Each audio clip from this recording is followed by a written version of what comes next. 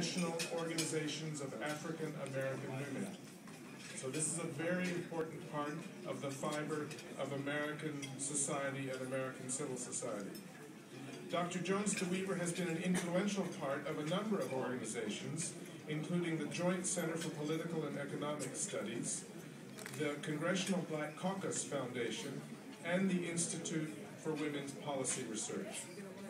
Dr. Jones DeWeaver is an author, an acclaimed public speaker, and an analyst for media outlets such as CNN, BBC, ABC, Voice of America, the New York Times, the Washington Post, and many others.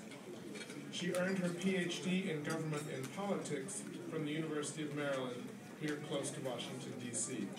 So please join me in offering a round warm of applause and welcome for Dr. Avis Jones DeWeaver.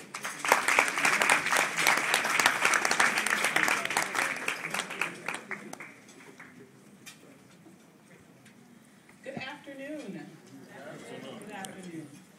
It is my distinct honor and privilege to have the opportunity to address each and every one of you here today. You are the future of Africa. On behalf, that's right, you can clap for that. On behalf of the some 4 million women of African descent from all across this nation and all throughout the diaspora who have found an organizational home within the breadth and the depth of the National Council of Negro Women, I bring you greetings.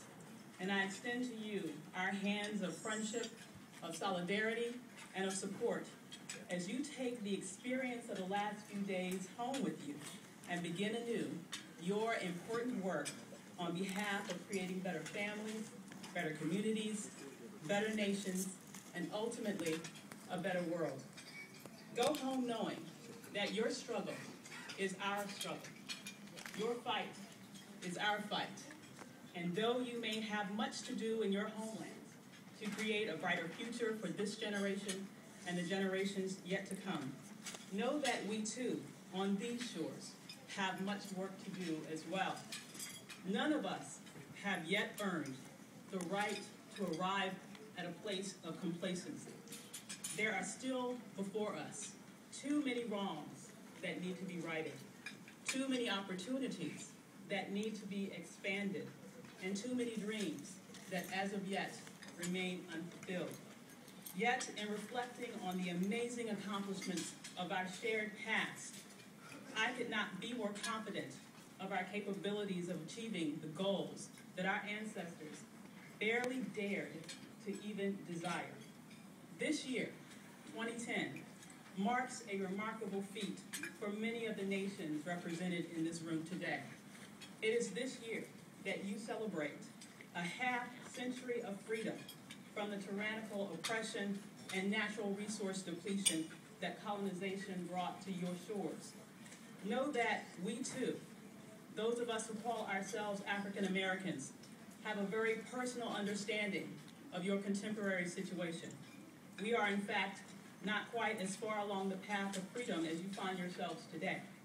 If one were to take the 1964 Civil Rights Act as the beginning of at least the last wave of significant legislative advancements towards what ultimately came to be full de jure incorporation into American society for African Americans, then we find ourselves today only 46 years along the path of freedom.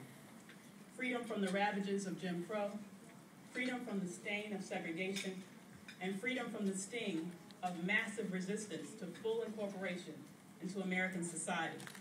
Yet, like many of you, we can reflect on the past few decades and know with unwavering certainty that as a people, we have made significant progress in terms of our social, political, and economic advancements in the intervening years. Yes, we have all come a long way, yet we each know that we have so much further to go. I have not yet been fortunate to have crossed the oceans enough times to visit each and every one of your countries, but I have had the good fortune of having the absolutely wonderful experience of visiting South Africa. Yay! It was there that I received a very personal understanding of the continuing parallel struggles of Africans and African Americans. My post-apartheid experience in that nation served the purpose of deepening my understanding of the critical importance of both racial reconciliation as well as the need for significant expansions in economic power. You see, many parallels can be made between the system of apartheid in South Africa and the system of segregation here in America. In fact, some historians believe that it was the American system of separation that provided the blueprint for the design and implementation of the apartheid experience. And so I came to South Africa already feeling as if I knew some slice of your struggle. Yet I came there to personally witness what happens next. In a completely different context, I was curious to find out what happens after such brutal and ugly and painful racial barriers have been first erected, and then after decades of struggle, suddenly torn down. It was there that I saw with my own eyes the power of truth-telling as a conduit to true reconciliation. You see, here in America, truth be told, we sort of skipped that part. We believe that through litigious mechanisms, we could change the hearts and minds of a nation. And for many, we eventually did.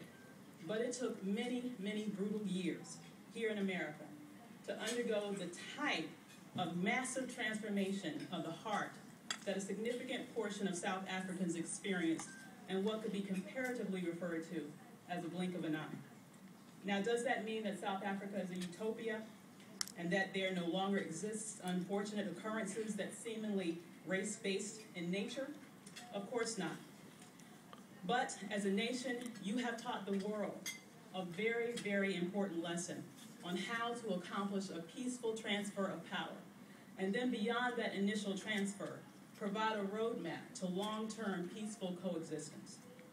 That is a lesson so many of us still need to learn. And for that, from the bottom of my heart, I thank you. Thank you for being a shining example to the world of how to do it the right way. Yet, in that nation, along with so many others, as well as right here on these shores, the scourge of poverty remains. We, as a world community, must do so much more to ensure a more fair distribution of economic opportunity to all of those citizens who call our nations their home. We all share a linked fate. We face a future that is ever increasingly shaped by the dynamics of a global economy. From the perspective of sheer self-interest, as nations, none of us can afford to leave any of us behind. Every mind is important. Every ambition is worthy of a pathway towards fulfillment.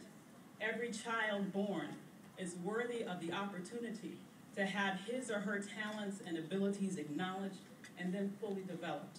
It is only by fighting for this goal to become a reality that each of our nations can ever maximize our God-given potential.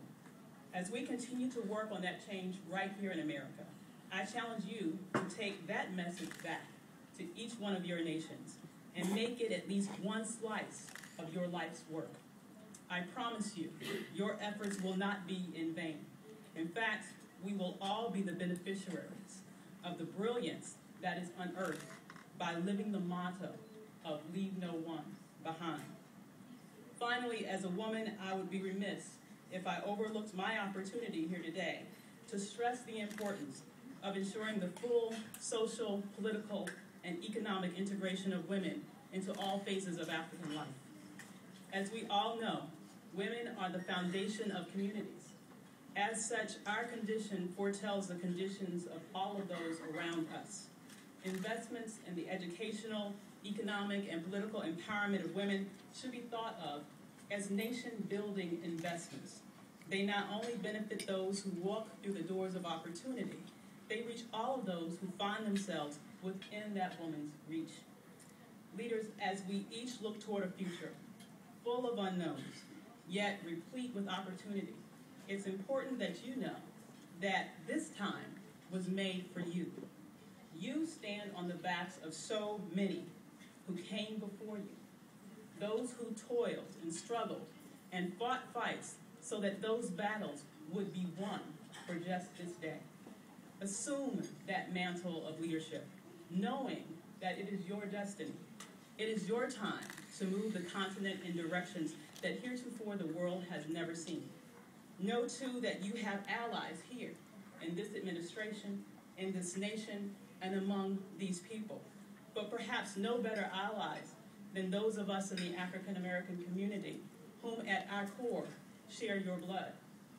75 years ago, Dr. Mary McLeod Bethune, the founder of the National Council of Negro Women, eventually, in fact, became a very important woman, even aside from founding the National Council of Negro Women. In addition to that, she was the founder of what ultimately became Bethune-Cookman College. She was an advisor to presidents. She was a leader on an international scale. She had so many things to boast about. But what she was known most for, in terms of something that she regularly bragged about, was the fact that she often stated that in her veins ran 100% African blood. She knew the power of her legacy, and she spent her life living up to that legacy. And in the process, she forged a path that expanded opportunities availed to me and to so many others around the world like me. So now it is your time. Live up to your legacy. Create the Africa of your design. Create the future that will, in fact, change the world. Thank you.